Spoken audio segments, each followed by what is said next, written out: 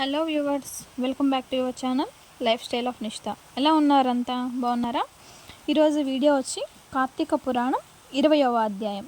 కార్తీక పురాణం చదివే వాళ్ళకి ఎంత పుణ్యమో వినే వాళ్ళకు కూడా అంతే పుణ్యమని మన పురాణాల్లో చెప్పబడింది.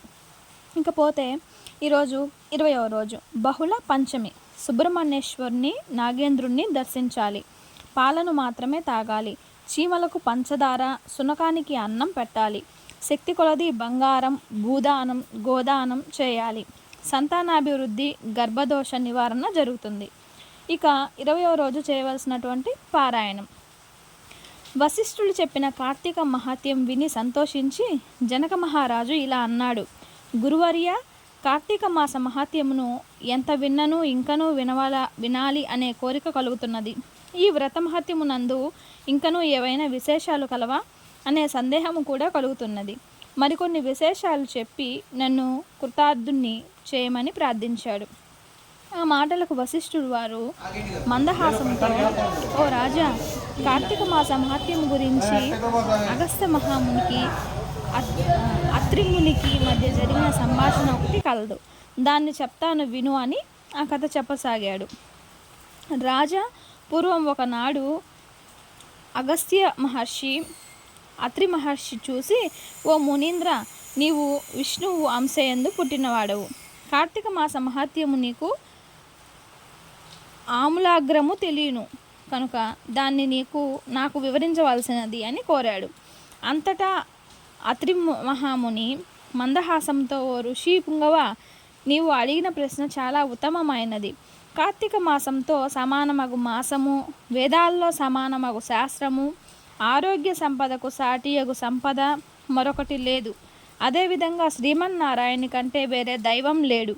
ఏ మానవుడైనను కార్తీక మాసంలో నదీ స్నానం చేసి శివకేశవుల ఆలయంలో దీపారాధన చేసినను లేక దీపదానం చేసినను కలిగే ఫలితము ఎంత గొప్పదో ఇంతకు ముందు ఒక కథలో చెప్పాను.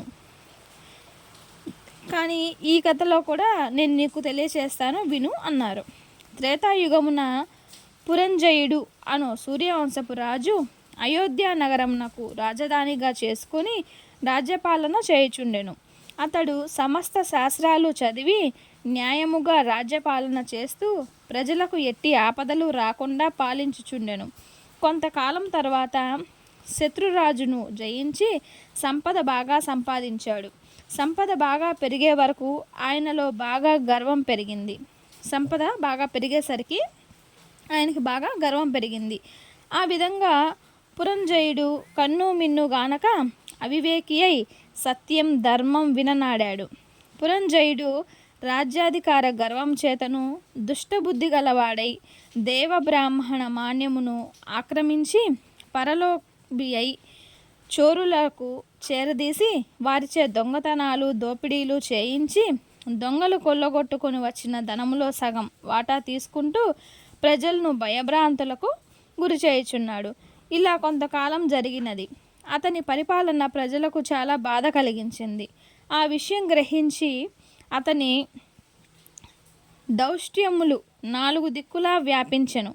ఈ వార్త కాంబోజ, కొంకణ, కళింగ సామంతరాజులు తమలో తాము ఆలోచించుకొని కాంబోజ రాజును నాయకునిగా చేసుకొని పెద్ద సైన్యములతో రహస్య మార్గము వెంట వచ్చి అయోధ్య నగరమును ముట్టడించి నలువైపులా నగరమును దిగ్బంధం చేసి యుద్ధం ప్రకటించాడు.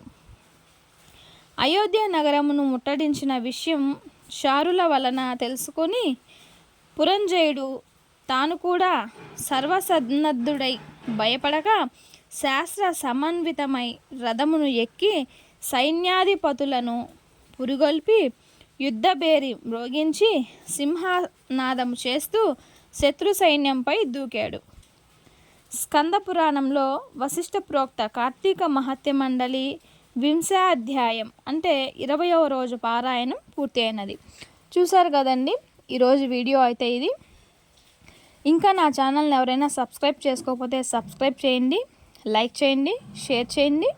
అండ్ ఈ ఈశ్వరుని యొక్క కరుణా కటాక్షాలు మన మీద ఎల్లవెల్లలా ఉండాలని మనస్ఫూర్తిగా కోరుకుంటున్నాను. Thanks for watching. నెక్స్ట్ వీడియోలో మళ్ళీ కలుద్దాము. అంతవరకు నమస్తే. Don't forget the subscribe.